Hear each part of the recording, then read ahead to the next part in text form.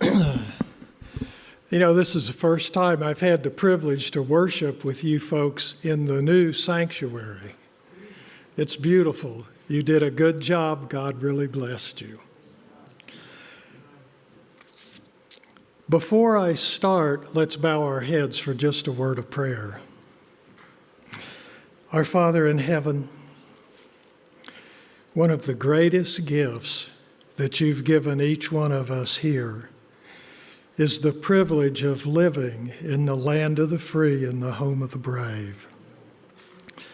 And I ask that you will give me clarity of thought and speech, and you will give the listeners clarity of understanding, so that when we leave here, each one of us will not only have a new commitment to religious liberty, but will have an expanded understanding of what it is and what it cost. And we thank you for this privilege. In Christ's name, amen. Today we're going to be taking a look at history, specifically religious liberty, and how it developed in the New World between about 1620 and 1814. A period of just under 200 years. We'll start with a brief look at the history many here are familiar with, the history of the Pilgrims. But first, let me give the background to the Pilgrims. In the early 1500s, Henry VIII was the King of England. He had 6 wives, and he wanted to divorce one of them and marry someone else. However, in the early 1500s, all divorces by European kings had to be approved by the Pope. And the Pope turned Henry VIII down on his request for a divorce. That upset Henry VIII, and he decided he was going to get rid of the Catholic Church in England, form a church in England that he could be the head of, that he could be sort of like a pope. And he did that. He divorced that one wife and he married somebody else. And the church that he founded is what today is known as the Church of England. And one other thing Henry VIII did as he founded the Church of England was he declared that the Bible would be printed in English. It was 1539, and the Great Bible was the one he authorized, and it was printed. Henry died in 1547, and his son Edward became the king. But Edward died a short time later at the young age of 15. And his sister Mary, Queen of the Scots, also known in history as Bloody Mary for her persecution of the Scottish Protestants, became the Queen of England. Now, Mary didn't like the fact that her father had divorced her mother. So she made the Catholic Church again the religion in England and burned the English Bibles. Bible scholars fled from England to Switzerland, to Geneva. And there they translated a Bible that was divided into chapters and verses and is known in history as the Geneva Bible. Queen Mary died in 1558 and was succeeded by her sister Elizabeth. Queen Elizabeth made the Church of England again the English Church and welcomed the Reformers back. When Elizabeth died in 1603, she was succeeded by King James of Scotland, her sister Mary, Queen of the Scots' son. So it was this King James that the King James Version of the Bible, also called the Authorized Version, was named for. It was printed in 1611. Now, besides being known for that, King James made it a crime for anyone to attend any church in England other than the Church of England, and he outlawed the Geneva Bible. There were two groups that developed as a result of King James making it a crime to attend any church other than the Church of England. The Puritans were one of the groups, and they decided they would remain in the Church of England and try to reform it from the inside. And the other group was initially called the Separatists, who left the Church of England and met in secret. The Separatists' decision to leave the Church of England is described in these words in William Bradford's journal, and I quote, "They were hunted and persecuted on every side until their former afflictions were but as flea-bitings in comparison. Some were clapped into prison, others had their houses watched night and day and escaped with difficulty. Most were obliged to flee and leave their homes and means of livelihood. Yet these and many other afflictions they were able to bear by the assistance of God's grace and Spirit." Many of those separatists left England for Holland, where there was a little more freedom to worship, and they eventually decided they needed to preserve their English culture. And they made a decision to move to the New World in 1620. And so I'm sure you figured out by now that those separatists are what we call pilgrims. They settled in America where they had the freedom to worship God in the manner they believed the Bible taught. We all know much of their story, and like they did in the New World, we celebrate Thanksgiving each year. But there's a downside to the story of the Pilgrims. Sadly, they retained that portion of their English heritage that forbade anyone to worship except as the Pilgrims dictated the worship of God should be. The freedom to worship in their colony, Plymouth Colony, was only freedom if you worshiped with them in their church. Not really religious freedom as we understand that word to mean. The next chapter in religious freedom in this country came under Roger Williams, the founder of Rhode Island and of modern religious liberty. He was born in about 1603 in London. And the reason it's about's because nobody knows exactly whether it was 1602, 1603, or 1604.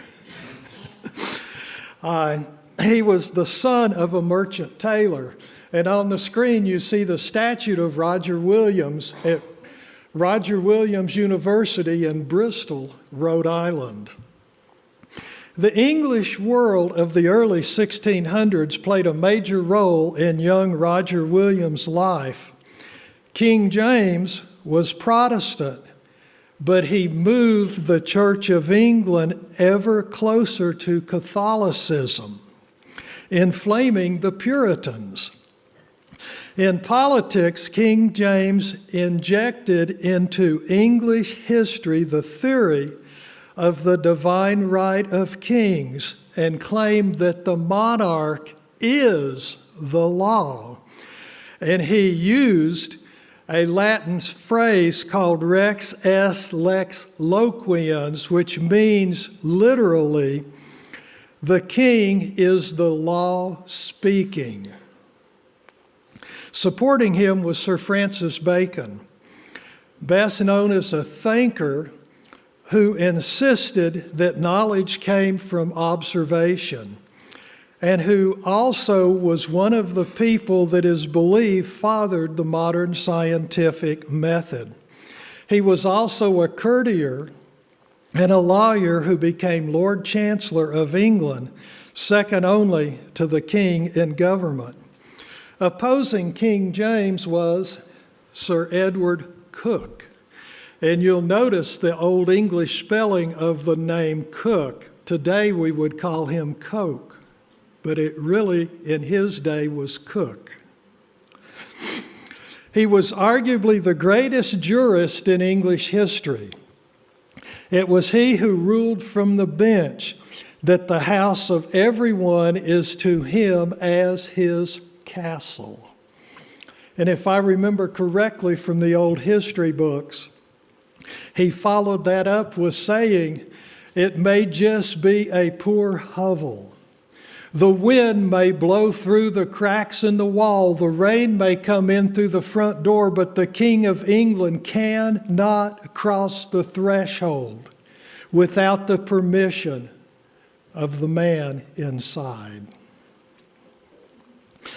Precedents that Sir Edward Coke set included the prohibition of double jeopardy and the right of a court to void the legislative act of Parliament, and the use of the writ of habeas corpus to free people from prison whose freedom had been taken away from them unnecessarily or without a trial. Coke took a young amanuensis, that's a scribe who takes dictation, with him when he argued cases in front of the Star Chamber. And that was a court that was a relic from the Spanish Inquisition that was one of the courts in England. He also took him to the court of the King's Bench, to the Privy Council, to Parliament, to meetings with the King himself. That amanuensis, whom Coke sometimes called his son and later put through the finest schools in England, was Roger Williams. Williams was educated as a clergyman at Cambridge and was chaplain to Sir William Marsham, where he had occasion to meet and know politically active Puritans such as Oliver Cromwell and Thomas Hooker. These meetings, along with his previously being an aide to Sir Edward Coke, combined with his training as a clergyman at Cambridge, brought about a set of beliefs that were considered completely non-conformist religious beliefs in all of England. The American part of the story began when Puritan John Winthrop led 1,000 men and women and children to plant the Massachusetts Bay Colony in 1630. These Puritans were disgusted with what they regarded as corruption in the Church of England and the tyranny of the crown, and like the Pilgrims, were now considered to be separatists from the Church of England. Seeking simple worship and personal intimacy with God, Puritan ministers were compelled on the pain of imprisonment to wear a surplice. That's a white outer garment like a robe, and use the Book of Common Prayers. And their congregants were compelled to participate in what they regarded as rote worship. In other words, they stood when they were told to stand, they said what they were told to say, they sat down when they were told to sit down. Anybody here ever worshiped in a church like that? As they set out from England in April, Winthrop reminded them that their purpose was to establish a city upon a hill dedicated to God, obeying God's laws and flourishing in God's image, a model for all the world to see. And if you can read the words up on the screen, it says, "For we must consider that we shall be as a city upon a hill. The eyes of all the people are upon us." And that is a reference to Matthew 5:14, "Ye are the light of the world.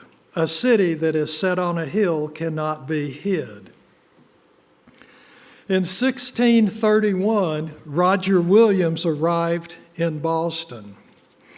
Winthrop hailed him as a godly minister, and the Boston church immediately offered him a post, the greatest such position in English America.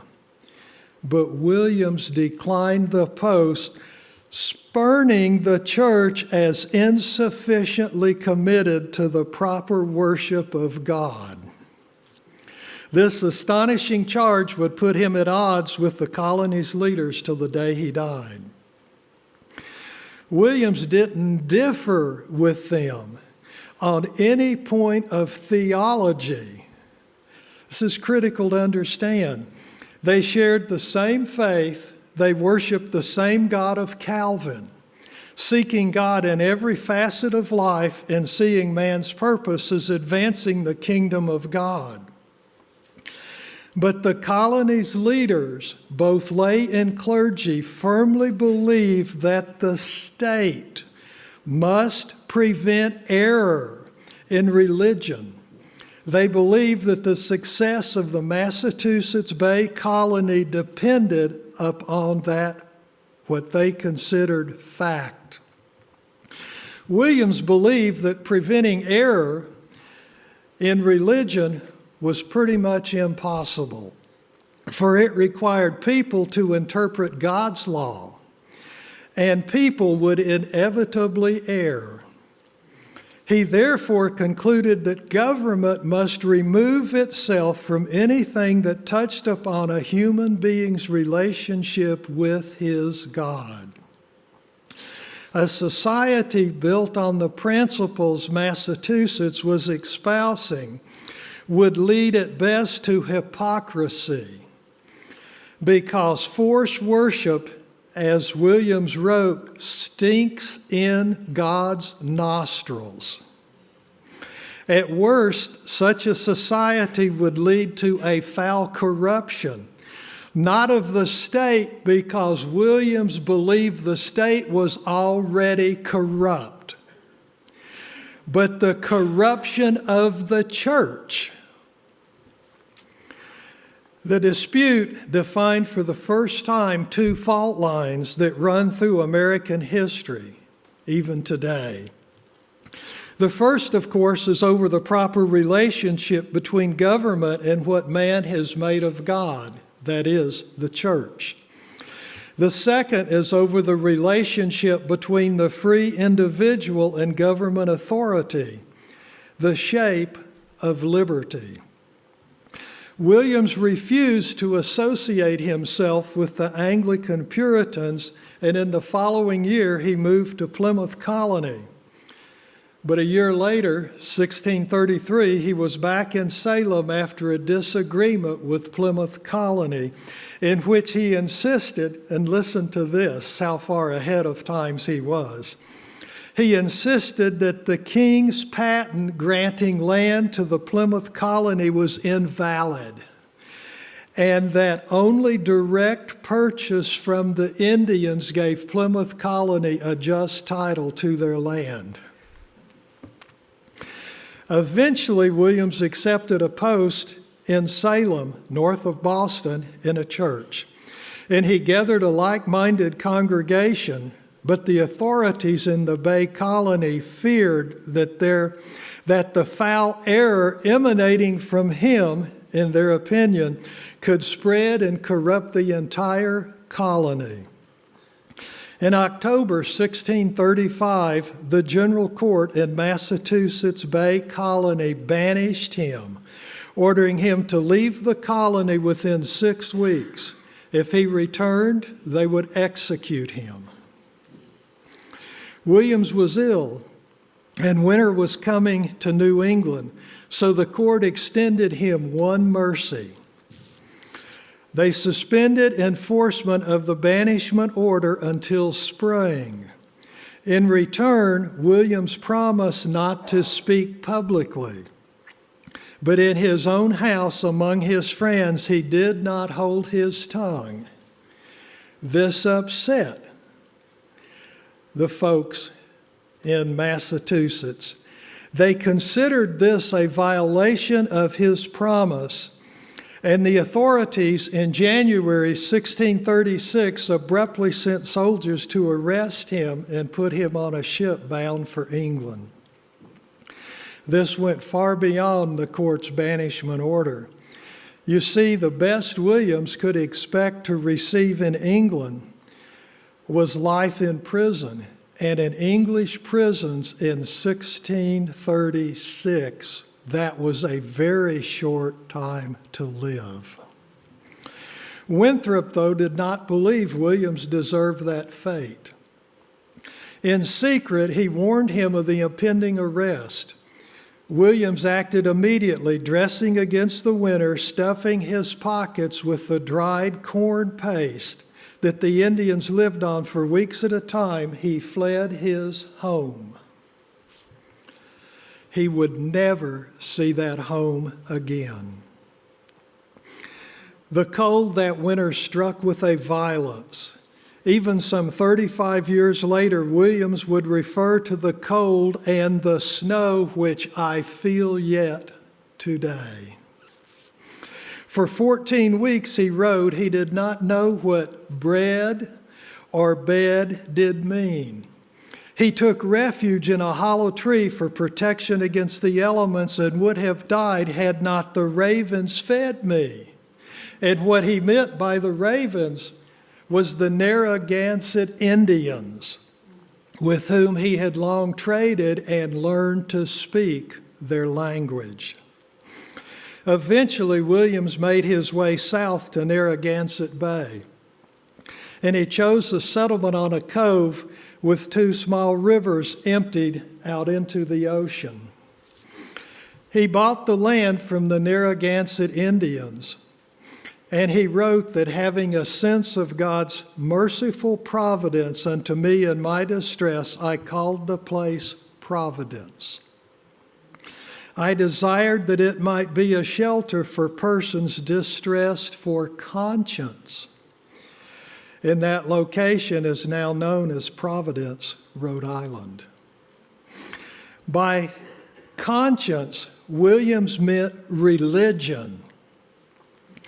His family and a dozen or so men with their families, many of them followers from Salem, joined him.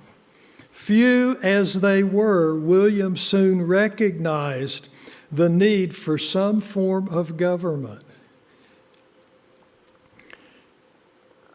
The Narragansetts had sold the land directly to him. And in all England and colonial precedent, the proprietary rights gave Williams political control over the settlement. Yet he drafted a political compact for Providence, and in it he demonstrated that his thinking had taken him into a new world indeed. Listen to what he did. He relinquished nearly all of the land to a town common stock, along with any special political rights, reserving for himself only a vote equal to the others. But the most significant element was what the compact did not say. It did not propose to build a model of God's kingdom on earth, as did Massachusetts. Nor did it even claim to advance God's will, as did the founding documents of every other English settlement in North and South America, whether the settlements were from England, Spain, Portugal, or France. The compact did not even ask God's blessing.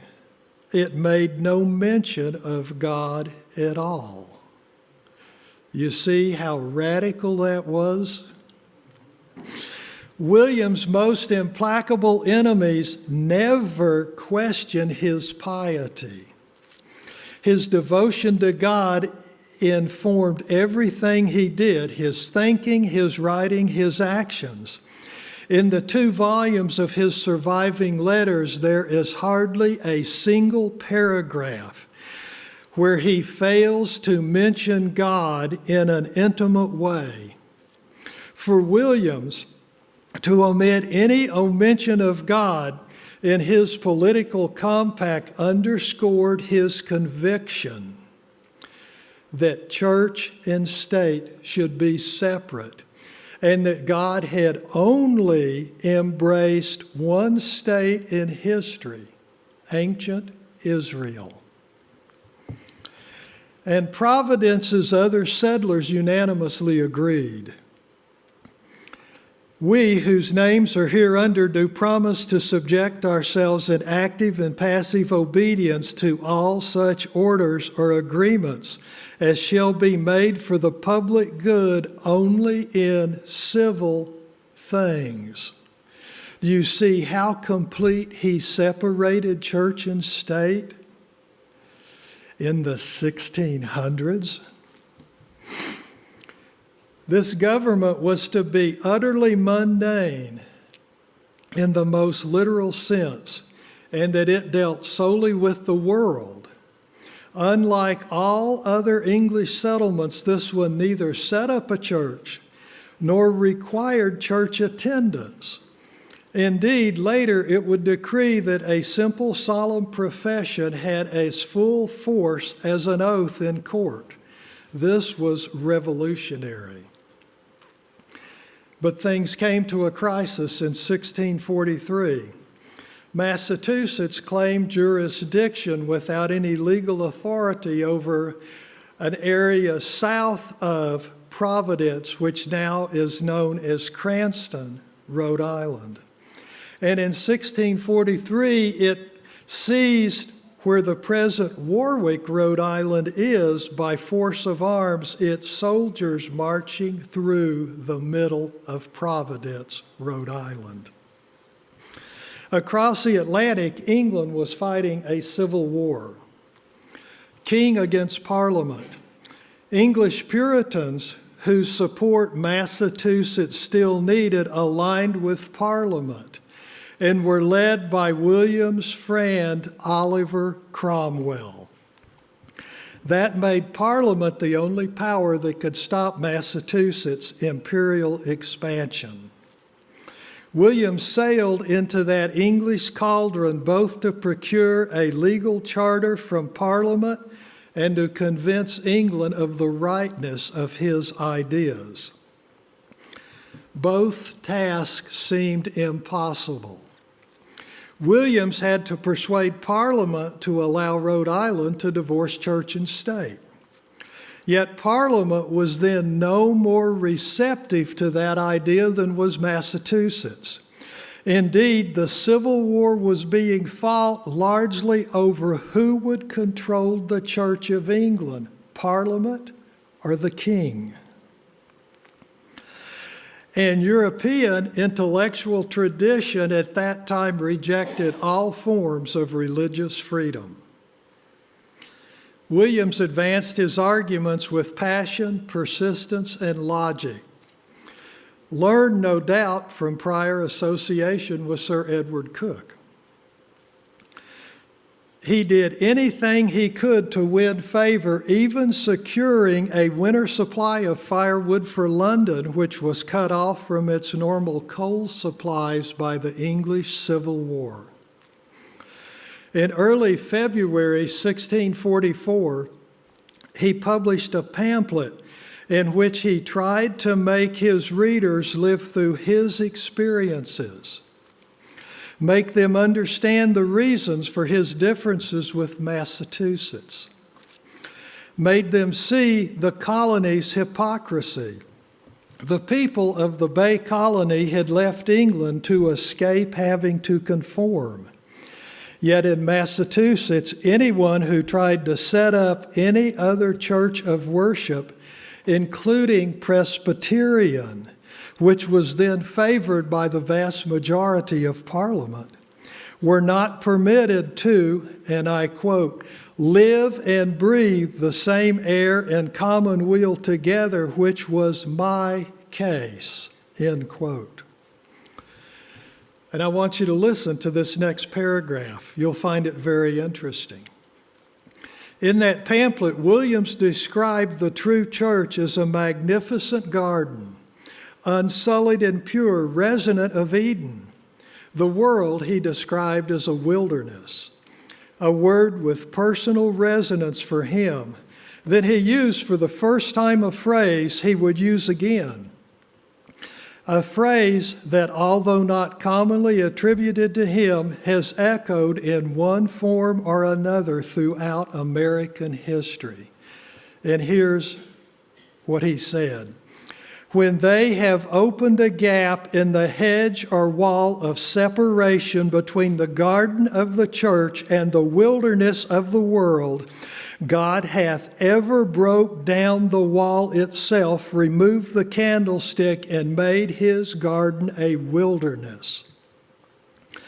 He was saying that mixing church and state corrupted the church, and that when one mixes religion and politics, one gets politics only.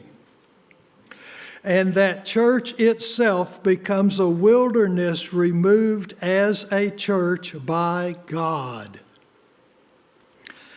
This pamphlet of Roger Williams is the true origin of the phrase, a wall of separation between church and state. Then and there in London, amid civil war fought largely over state control of the Church of England, and in a culture that rejected religious freedom, he argued for what he began calling soul liberty, which today is known as freedom to worship God according to the dictates of your conscience. Williams had one final argument on his side. Rhode Island could be a test, an experiment. It was safely isolated from England. If it was granted a charter and allowed an experiment in soul liberty, all England could watch the experiment. On March 14, 1644, Parliament's Committee on Foreign Plantations granted Williams his charter. Sometimes we learn what religious freedom is when we study the history of it and find out what it is not.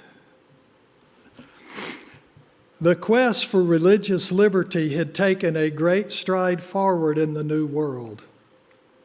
Roger Williams' soul liberty incorporated two ideas that can be described as separation of church and state to keep the church unsullied by politics, and liberty of conscience. 132 years later, elements of both of these ideas were incorporated by Thomas Jefferson into what we know today as the Declaration of Independence. We find these elements in the second paragraph of that declaration, which is on the screen. We hold these truths to be self-evident, that all men are created equal and are endowed by their Creator with certain unalienable rights. Among these are life, liberty, and the pursuit of happiness. First, did you notice what kind of rights are endowed by the Creator? Unalienable rights, not inalienable rights. There's not time this morning to give you the sordid history of post-Civil War where the word unalienable was removed and inalienable was inserted. To understand the difference between those two words, let's look at the root of each of these words. Unalienable rights. The root word is lien. What is a lien? It's when someone else, such as government, has a higher claim to your rights than you do. A lien is also something that can be placed on what you call yours, showing you it's not really yours at all, such as a lien placed on your home by a bank or a mortgage company. And if you think it's yours, miss 3 payments in a row and see who it really belongs to. When your rights are unalienable rights from the Creator, from God, Not even government has a higher claim to those rights than you do. Inalienable rights. The root word is alien. What's an alien? That's a person from a foreign country who desires citizenship in a new country such as America. When an alien becomes a naturalized U.S. citizen, what do they get? They get privileges and immunities because rights come from God, not government.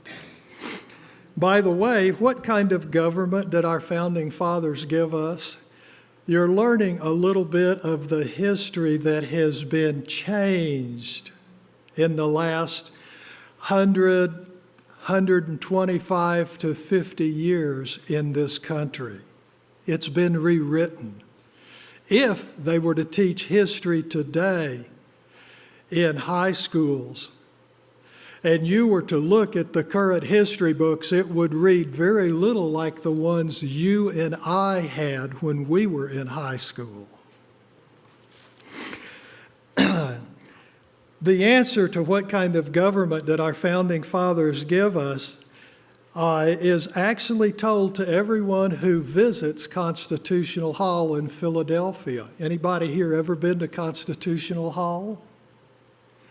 And right across a small yard from Constitutional Hall is the old Philadelphia State House, where under George Washington, that's where Senate and the House of Representatives met.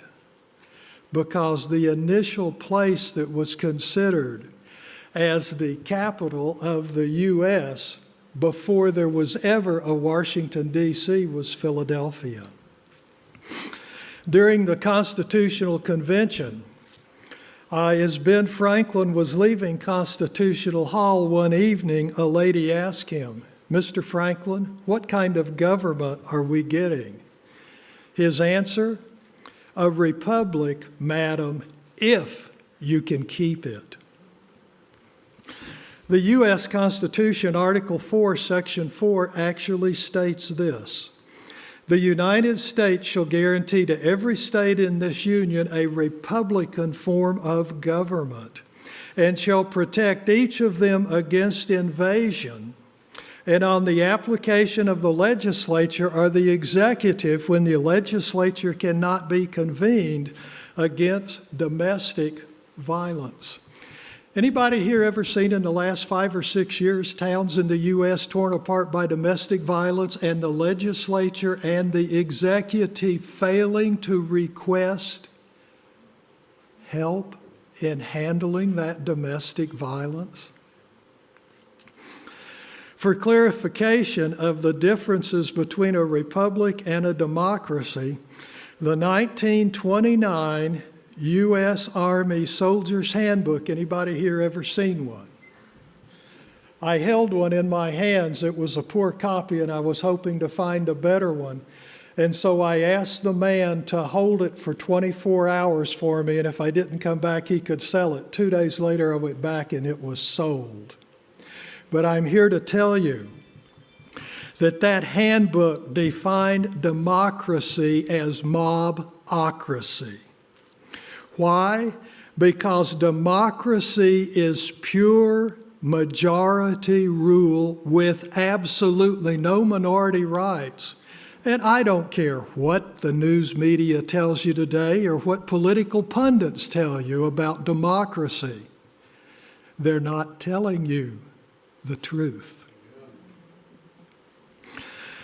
A republic is government of majority rule, but with minority rights guaranteed by a founding document such as a constitution.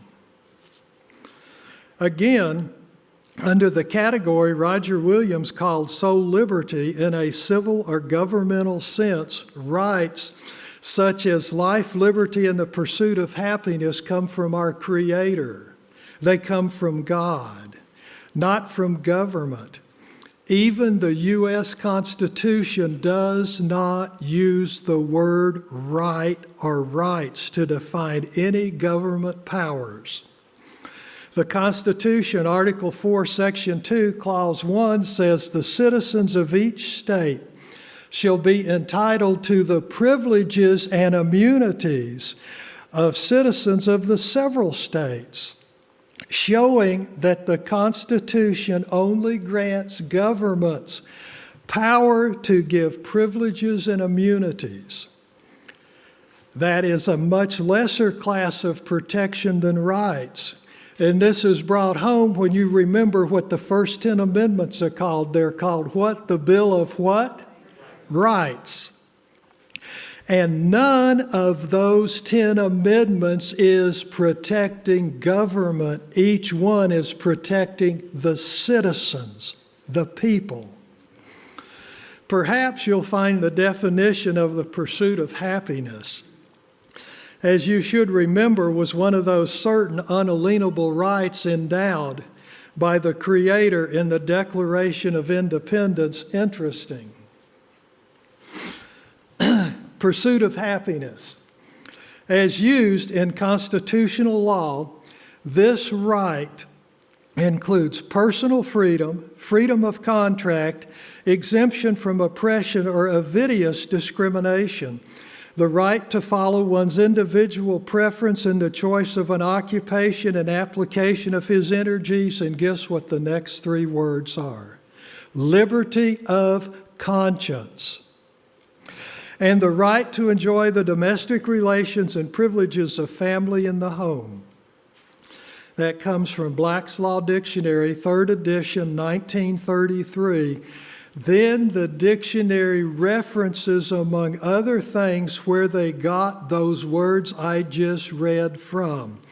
First, they got them from a U.S. constitutional law textbook, and then they cite not 1, but 2 United States Supreme Court cases which define pursuit of happiness in the exact words I just read. Did you get that pursuit of happiness includes the right to follow one's individual preference in, among other things, liberty of conscience? In other words, no other American human being has the right to tell you what is included in liberty of conscience. No president, no Supreme Court justice, no state governor, no state court justice, no religious person, no matter how high they are in the hierarchy of their religion, has the right to tell you what liberty of conscience is. Liberty of conscience is defined by your conscience, not someone else's. That's why Ellen White talks in many different places about learning how to develop your conscience. And remember, liberty of conscience is a right given you by the Creator God. No one, no other power.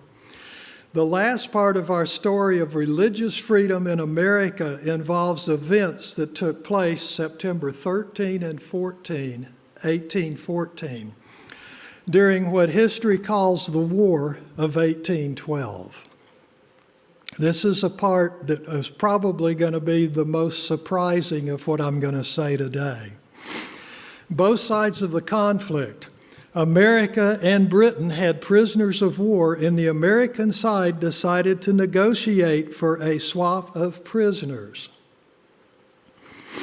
The American prisoners of war were being held in a British warship anchored about 1,000 yards offshore from Fort McHenry in Baltimore Harbor, Maryland.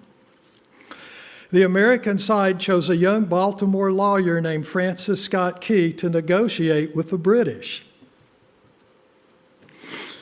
On September 13, 1814, Key rowed out to the British warship and was successful in negotiating for the release of prisoners of war from both sides on a one-for-one basis. Jubilant with success, Lee went down in the hold, or Key went down in the hold of that British warship and found men behind bars, and some of them in chains.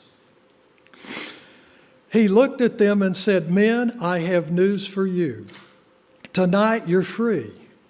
Tonight I have negotiated successfully your return. You will be taken off of this boat and free from your chains." Key then went back up on deck to arrange for the release of the POWs. The British admiral came up to him and said, "We have a slight problem. We will still honor our commitment to release these men, but it will be very academic after tonight. It will not matter at all." Key looked at him and says, "What do you mean?" The reply, "Mr. Key, tonight we have laid an ultimatum upon the colonies. Your people will either capitulate and lay down the colors of that flag you think so much of that you see right over there in Fort McHenry, or we're going to remove Fort McHenry from the face of the earth." Key says, "How are you going to do that?" The admiral said, "If you will, scan the horizon of the sea. What do you see?" He looked, and there were literally hundreds of little dots that became in the shape of masts on ships. The admiral said, "That's the entire British war fleet. All the gunpowder, all the armament is being called upon to demolish that fort. The ships will be here within striking distance in a matter of about 2.5 hours. The war will be over and these men will be free anyway." He said, "You can't shell that fort. It's a large fort. It's full of women and children. It's predominantly not a military fort." The admiral replied, "Don't worry about it. We've left them a way out. Did you see that flag way up on the ramparts? Can you make out the flag on the screen?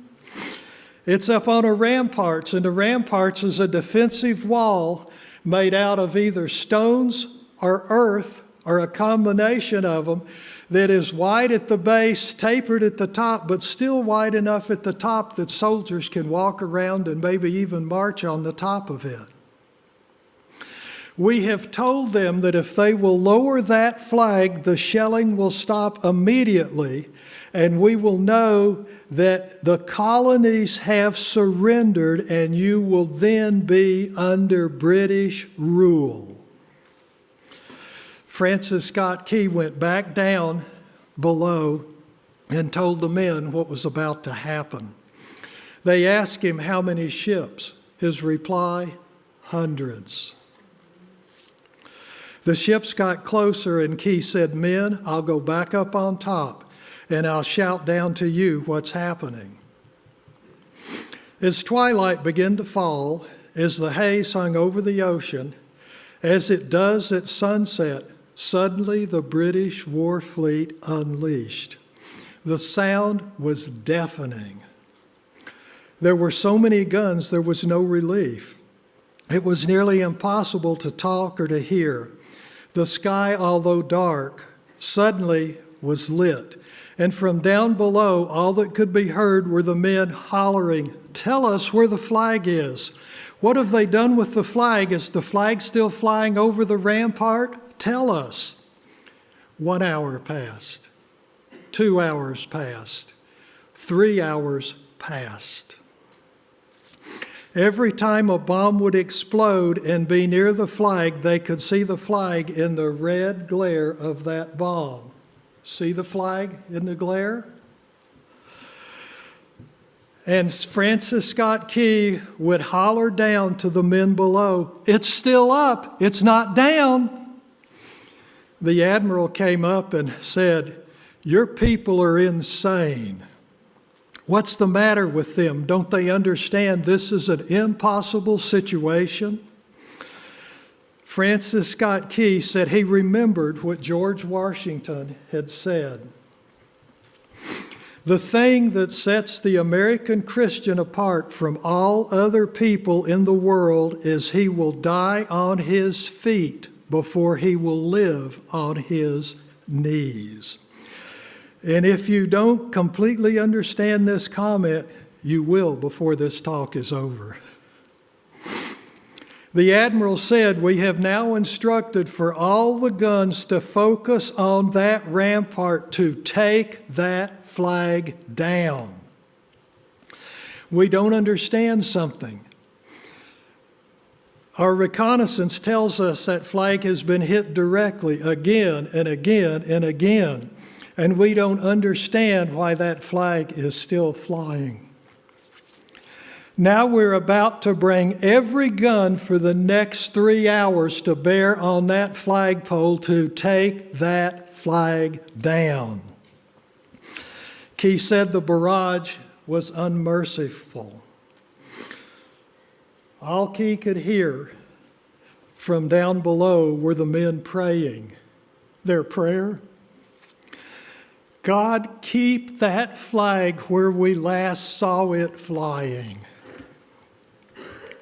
Sunrise came. There was a heavy mist hanging over the land, but the rampart was tall enough. There stood the flag, completely nondescript, some of it in shreds. The flagpole itself was at a crazy angle, but the flag was still at the top. Francis Scott Key climbed in the rowboat, and he went immediately to Fort McHenry to see what had happened. And what he found was that flagpole. And the flag had suffered repetitious direct hits.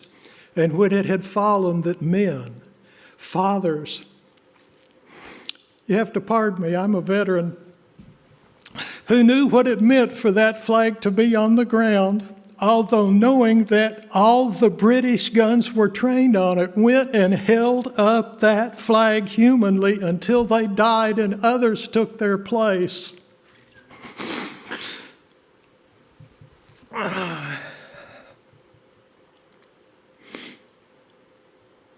Key said that what held that flagpole up in place at that unusual angle were patriots' bodies.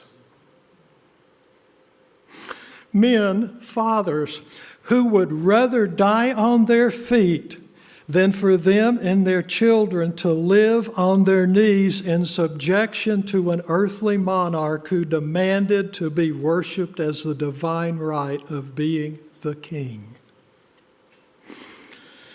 Keep into song.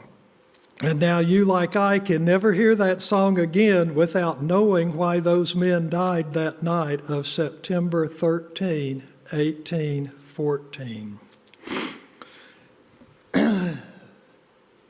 They died to hold up that flag so we could live as Christians on our feet and only bow on our knees to the Creator who gave us the rights to life, liberty, and the pursuit of happiness.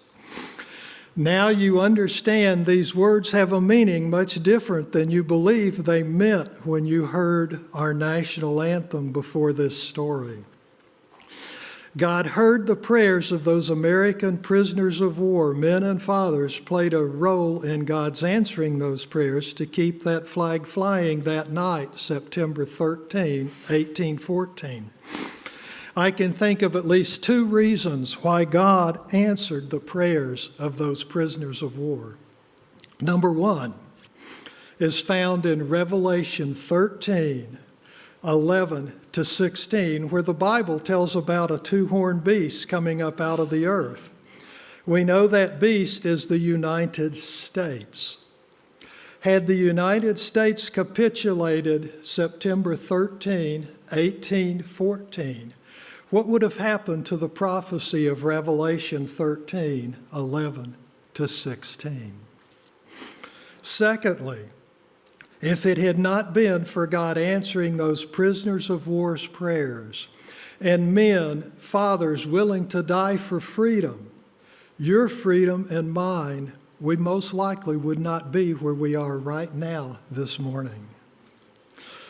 Now, if we can make it work, I want you to listen to the words with the understanding of what these words cost and that we are the beneficiaries of those words. And that those words really stand for us being able to only bow to God. And we will never be able to hear that song again without thinking about those men, those fathers who gave their life that night to keep that flag flying and to live in a land where we can have religious freedom. Let's see if we can get the song going.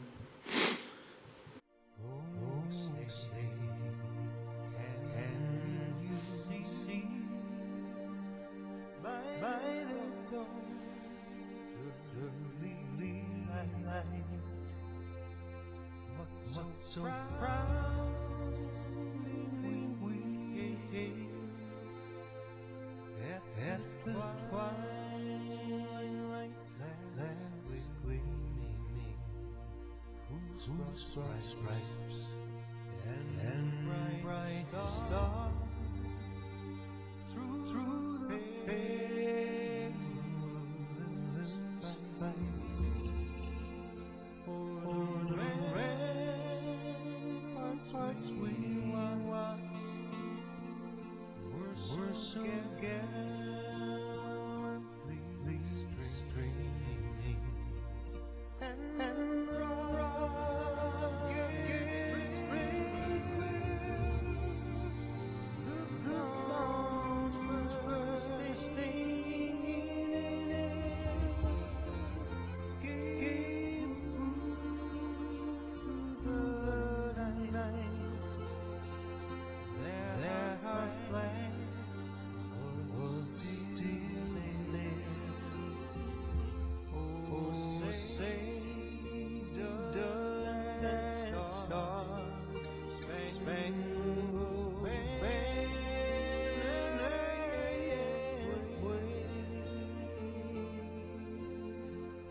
o'er the land of the free and the home of the brave? Oh, say does that star-spangled banner yet wave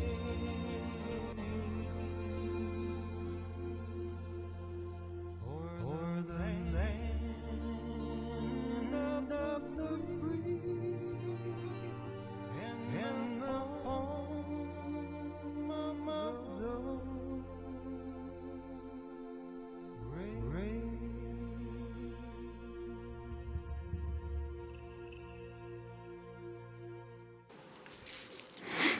The debt those men, those fathers faced that night was demanding.